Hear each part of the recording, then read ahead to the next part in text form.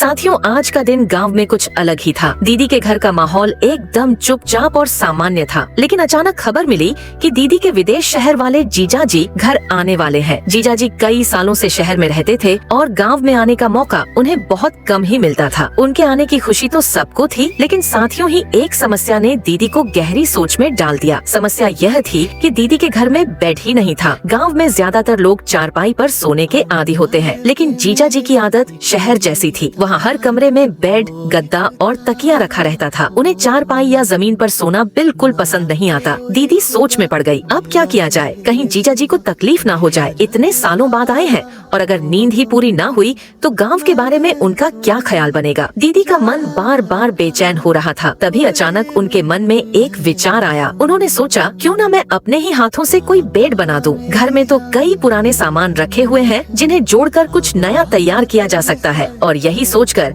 दीदी धीरे धीरे स्टोर रूम की ओर बढ़ी। स्टोर रूम में दाखिल होते ही उन्हें पुरानी चीजों का अंबार दिखाई दिया। वहाँ कार्डबोर्ड के बड़े बड़े टुकड़े रखे थे, अखबार के ढेर थे, टूटी फूटी चारपाई पड़ी थी, पुराने कपड़े और गोंद की बोतल भी पड़ी थी। दीदी की आंखें चमक उठी। बस यही तो चाहिए था, इन्हीं चीजों से मैं कुछ नया बना सकी हूँ। फिर उन्होंने कार्डबोर्ड के टुकड़े उठाकर जमीन पर बिछाए। उस पर अखबार की मोटी परतें चिकाने लगी। हर परत को गोंद से अच्छे से चिका दी। पर दीदी सिर्फ एक साधारण बेड नहीं बनाना चाहती थी। वह चाहती थी कि इस बेड में कुछ अलग हो, कुछ ऐसा जो जीजा जी को गांव की मिट्टी की याद भी दिलाए और साथ ही सुकून भी दे। तभी उनके मन में एक ख्याल आया, क्यों ना इसे पक्षी वाला बेड बनाया जाए। दीदी ने पुराने कागज निकाले और उनसे छोटे छोटे गोले बनाए। उन गोलों को बेड की साइटों पर चखाने लगी। फिर उसके ऊपर से कार्डबोर्ड के छोटे छोटे पंख की तरह कटकर उसे गोंद से चखाने लगी। दीदी ने सिरियाना ऐसा बनाया जैसे कि घर में बैठा एक ही पक्षी लग रहा था। क्योंकि साथियों, अगली बार जीजा जी दीदी के घर पर आए थे